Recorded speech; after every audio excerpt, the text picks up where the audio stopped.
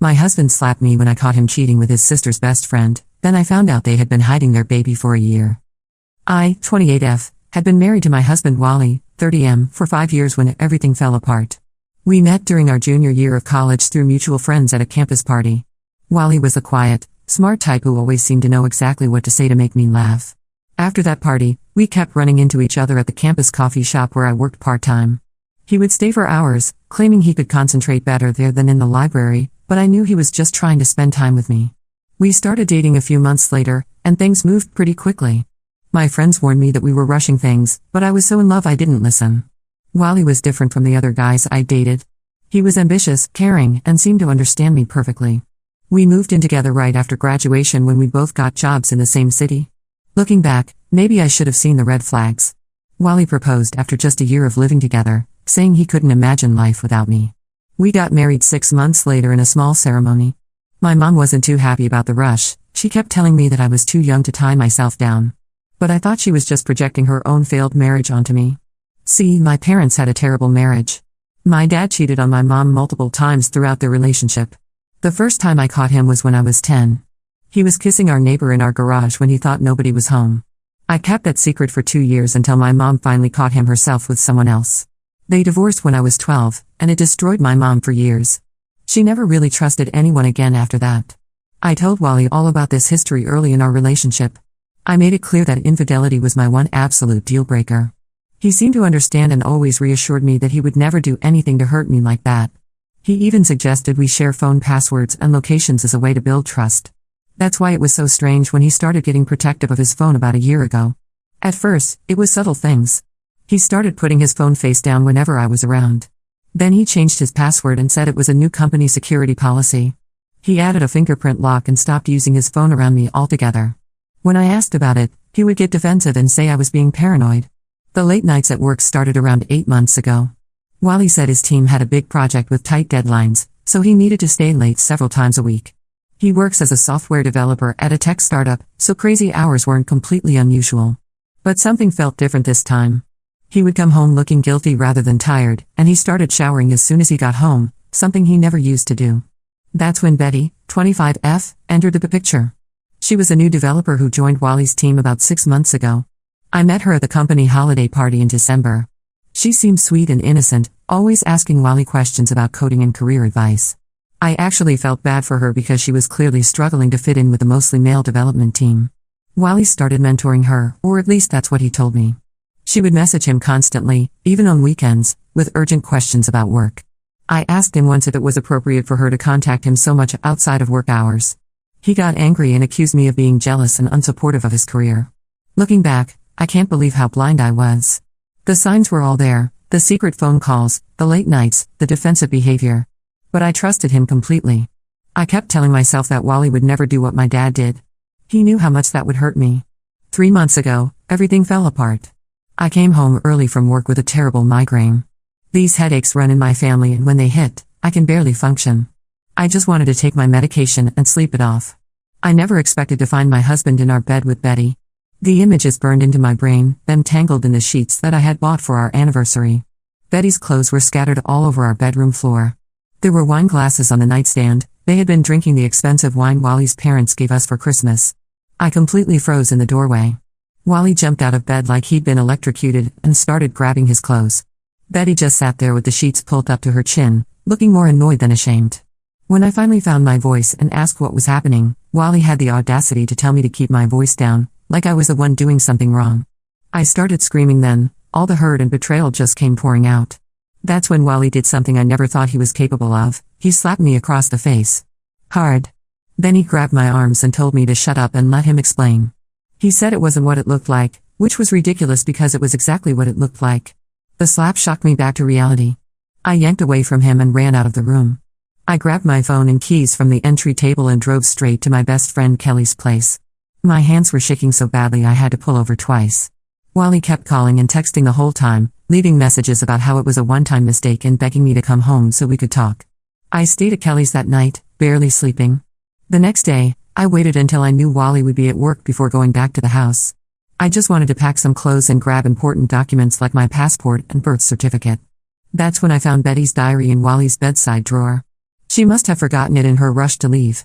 What I read in that diary made me physically sick. They had been sleeping together for 4 months. Betty wrote in detail about their romantic encounters in our bed, in his office, even in his car. She wrote about how Wally told her I was controlling and that we were practically separated, just living together until our lease ended. He had been painting me as the villain while betraying me in the worst way possible. I photographed every single page of that diary. Then I created a new email account and sent all the photos to Betty's long-term boyfriend Mark, who she was apparently still with while sleeping with my husband. I also forwarded them to Wally's parents, who had always treated me like a daughter and bragged about what a perfect son they had. Finally, I posted selected pages on social media, tagging both Wally and Betty. I made sure their whole office saw what kind of people they really were. The fallout was immediate. Betty's boyfriend broke up with her on the spot. Wally's parents were devastated and his mom hasn't stopped calling me crying. Their company started an investigation into workplace relationships since Wally was technically Betty's mentor. Both of them were put on administrative leave pending the investigation. Wally showed up at Kelly's place yesterday, absolutely furious about what I'd done. He said I had no right to ruin Betty's life just because our marriage had problems. According to him, I was being vindictive and bitter, and Betty was an innocent party who got caught up in our marital issues. He demanded that I take down the social media posts and apologize to Betty. When I refused, he threatened to make my life hell during the divorce. I blocked him everywhere and filed for divorce first thing the next morning. Now some of our mutual friends are saying I went too far by exposing them publicly instead of handling it privately. But I don't think I owe them any privacy or protection after what they did. Wally betrayed me in our own bed and then physically assaulted me when I caught them. They deserve everything coming to them. Would you like me to continue with the updates as well, or would you like to review this expanded original post first? Update 1: Things have gotten even messier since my last post, and I've discovered some truths that make the whole situation even worse than I initially thought. Betty's ex-boyfriend Mark reached out to me last week through LinkedIn. At first, I was hesitant to respond because I didn't want to get dragged into more drama, but I'm glad I did because what he told me changed everything. Mark and I talked on the phone first. He thanked me for exposing the affair and said he had been suspicious of Betty's behavior for months but could never find concrete proof. She had gotten really good at covering her tracks and would always make him feel guilty for questioning her late nights at work or frequent business trips. Sound familiar? She used the same excuses with him that Wally used with me. After our phone call, Mark asked if we could meet in person because he had some information he thought I should know. We met at a coffee shop downtown. I chose a place far from Wally's office to avoid any chance encounters. Mark brought a whole folder of evidence with him. Apparently, Betty had done this before. She had a pattern of sleeping with married men at her previous jobs. Mark showed me messages from 2 other women whose husbands had affairs with Betty at her last company. They found him through social media after seeing my post about Betty. The pattern was always the same. Betty would join a new company, identify a successful married man, usually in a position to help her career, and play the role of the innocent young employee who needed mentoring. She would slowly work her way into their lives, first professionally, then personally. But here's where it gets really twisted. While Mark and I were comparing notes, he casually mentioned something about Betty and Wally knowing each other from before she joined his company. I thought he must be mistaken because Wally had acted like he only met Betty when she joined his team 6 months ago. But Mark insisted they had known each other longer. Betty was friends with Wally's sister Emma in college. I immediately called Emma. She's always been kind to me and we've stayed close even after everything that happened with Wally. When I asked her about Betty, there was a long silence on the phone. Then Emma started crying. She confessed that she had introduced Betty to Wally at her graduation party 2 years ago. Betty had been her roommate during senior year. According to Emma, a few months after the graduation party, Betty confided in her about having feelings for Wally. She told Emma she had a crush on him but would never act on it because he was married. Emma believed her. Betty was her best friend and had been her shoulder to cry on through several bad breakups. She didn't want to cause drama by telling me about Betty's crush, especially since Betty promised it was just a harmless attraction that would pass. The more Emma talked, the sicker I felt. Betty hadn't just been some new employee Wally started mentoring. She had been coming to our house for family dinners and game nights for almost 2 years, playing the role of Emma's sweet college friend while secretly sleeping with my husband. She had sat across from me at countless family gatherings, smiling and making small talk while betraying me the entire time. I remembered all the times Betty would join us for holidays when her own family was too far away to visit. She even helped me plan Wally's surprise birthday party last year. The whole time, she was just worming her way deeper into our lives, waiting for her chance. And Wally let it happen. He sat there watching me befriend the woman he was cheating with. Emma is devastated. She feels responsible for bringing Betty into our lives and has been calling me daily to apologize. She's also furious with Wally for taking advantage of her friendship with Betty to conduct their affair. She told me she had always worried about Wally's commitment issues. Apparently he had cheated on girlfriends in college, but Emma thought he had grown up since then. Wally's parents never knew about his college behavior because Emma kept it secret to protect him. The fallout from all this has been intense. Wally's family has completely turned against him. His parents are refusing to speak to him after learning not just about the affair, but about how long it had been going on and how he had used family gatherings as cover. Emma blocked him everywhere and told all their relatives the truth about his character. Wally got fired from his job last week after their investigation concluded. Turns out there were inappropriate emails between him and Betty on the company's servers going back months before she officially joined the company. She resigned before they could fire her, and from what I heard through mutual connections, she's already interviewing at other tech companies in different cities. The really infuriating part is that Wally has been leaving me drunk voicemails blaming me for ruining his life and career. He says I had no right to expose their private relationship and that I'm just jealous because Betty is younger and more successful than me. He even showed up at my office yesterday, demanding to talk. Security had to escort him out while he yelled about how I was destroying his reputation out of spite. Some of our mutual friends have stopped taking sides after learning about Wally's history of cheating in college. They say it's clear there are two sides to every story and that maybe Wally and I weren't as perfect for each other as everyone thought. But I don't see how there can be two sides to lying and cheating. Wally and Betty deliberately deceived everyone for years. They used his sister's friendship to cover their affair and made fools of the entire family. I've blocked Wally's number and told my lawyer about his harassment. Emma wants to testify about his pattern of behavior if we need character witnesses for the divorce. I never thought I'd be grateful for finding Betty's diary, but without it, I might never have discovered the full extent of their deception. Update 2: I thought I had uncovered all of Wally and Betty's lies, but somehow they managed to hide an even bigger secret. Last week, Betty reached out to me through one of our mutual friends asking to meet. She said she had something important to tell me that couldn't be shared over the phone. My lawyer advised against meeting her, but my gut told me I needed to hear this. We met at a public cafe near my new apartment. Betty looked different, more worn down than the confident homewrecker I'd caught in my bed. She was nervous, kept fidgeting with her coffee cup and checking her phone. After 20 minutes of awkward small talk, she finally dropped the bomb. She and Wally had a child together, a 1-year-old son who lives with her parents in Oregon. I nearly threw up right there in the cafe. Betty pulled out her phone and showed me pictures of a baby boy who looked exactly like Wally, same blue eyes, same dimpled smile. She told me the whole story, and it was worse than anything I could have imagined. 2 years ago, when Wally and I were having problems I didn't even know we had, according to him, he and Betty had started sleeping together. This was right after Emma's graduation party where they first met. Betty got pregnant about 3 months into their affair. She said Wally promised he would leave me for her, but then I got that big promotion at work and suddenly he changed his mind. Betty was already 4 months pregnant when Wally told her he couldn't leave me. He said the timing wasn't right and that leaving his wife right after she got promoted would make him look bad. But he promised to support her and the baby financially if she kept things quiet. So Betty took a job offer in Oregon, told everyone she needed a fresh start, and moved away before she started showing. She gave birth to their son, James, last year. Wally had been paying her child support in cash and visiting them whenever he told me he was on business trips. All those late nights at work? He was actually on video calls with Betty and James. The business conferences he attended every few months? Those were visits to Oregon to see his son. The real kicker? Betty moved back here 6 months ago specifically to win Wally back. She thought if she got a job at his company and spent time around him, he would finally choose her and their son over me. She believed all his promises about leaving me when the time was right. She even turned down better job offers to take the junior developer position on his team. I called Wally's parents immediately after leaving the cafe. They needed to know they had a grandchild they never knew about. Wally's mom broke down crying on the phone.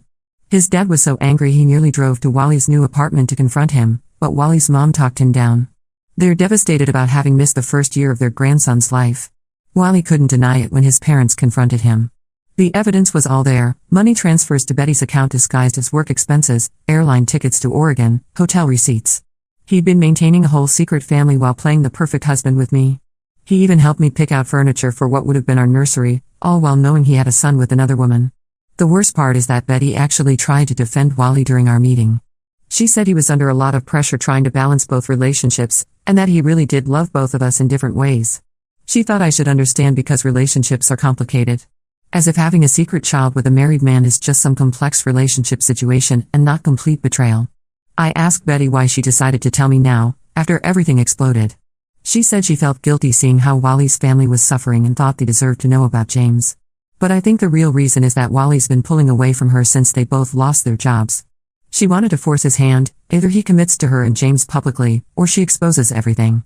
Emma called me yesterday after hearing about James. She remembered watching Betty leave town suddenly 2 years ago, right after she and Wally started acting weird around each other. Emma had assumed they'd had some kind of falling out. Now she realizes she watched her best friend run away to hide a pregnancy by her brother, and she never suspected a thing. The divorce proceedings are going to get a lot more complicated now that there's a child involved. My lawyer says this revelation about Wally's secret family and financial deception could work in my favor. Wally's been calling constantly, leaving messages begging me not to tell anyone else about James. He's worried it will ruin any chance he has of getting another job in our industry. I don't know how they kept this secret for so long, but I'm done carrying the weight of their lies. Update 3: The divorce was finally finalized last week. Wally didn't contest anything after my lawyer brought up the secret child situation. She argued that his pattern of deception and financial infidelity, hiding money for child support, lying about business trips, strengthened my claim to our joint assets. I got the house, our savings, and my full retirement account. Wally got his car and personal belongings. He didn't even fight for the dog. I found out through Emma that Wally moved in with Betty in a small apartment on the other side of the city. They couldn't afford anything better since neither of them has found stable work. Wally had to take a huge pay cut to work at a much smaller tech company. Turns out having a workplace affair scandal and a secret love child doesn't look great on your resume. Betty's been doing freelance work but struggling to find clients. Wally's parents have maintained contact with me but completely cut him off. His mom told me they're trying to establish a relationship with James through Betty's parents, who apparently had no idea their daughter was involved with a married man. They thought Wally was divorced when Betty got pregnant. His daddy didn't set up a college fund for James, but specifically arranged it so Wally can't access the money. Emma has been my rock through all of this. She's still wrestling with guilt over introducing Betty into our lives, but she's channeled that guilt into helping me move forward. She helped me redecorate the house to remove all traces of Wally and even set me up with a great therapist who specializes in betrayal trauma. The most surprising development came last week when Betty's parents reached out to me. They apologized for their daughter's actions and shared some interesting information. Apparently, this wasn't Betty's first affair with a married man. She had done something similar in college with a professor, but her parents helped cover it up to protect her future career. They enabled her behavior then, but they're not protecting her anymore. Some mutual friends still think I was too harsh in how I handled everything, especially exposing the affair at their workplace. They say I should have considered how it would affect Wally and Betty's careers. But I don't regret anything. They made their choices knowing the potential consequences. Wally chose to father a child with another woman, lied to me about it for years. Betty chose to pursue a married man and then take a job at his company to try to break up his marriage. Last I heard, Wally and Betty's relationship is already falling apart. Emma heard from their cousin that they fight constantly about money and Wally's commitment issues. Turns out it's not so romantic when you have to deal with real life instead of sneaking around having affairs. Betty's apparently jealous because Wally still hasn't proposed, even though they have a child together. She's worried he'll never marry her. Wally tried to reach out last month through a mutual friend. He wanted to apologize and explain his side of things. I declined. I don't need to hear any more lies or excuses. His actions showed me exactly who he is, a man who could cheat on his wife, father a secret child, and then physically assault his wife when caught. There's no explanation that could justify any of that. I've moved on with my life. The promotion I got at work came with an opportunity to lead a new project, which has been a welcome distraction. I bought a condo in a new neighborhood where I don't have to worry about running into Wally or Betty. I've even started dating again, though I'm taking things very slowly and being much more careful about red flags. Sometimes I think about how differently things could have turned out if I hadn't come home early that day or found Betty's diary. I might still be living in ignorance, married to a man who had a whole secret family. As painful as the discovery was, it set me free. And that's worth more than any amount of money or property I got in the divorce. Wally and Betty can have each other. Sometimes the trash takes itself out.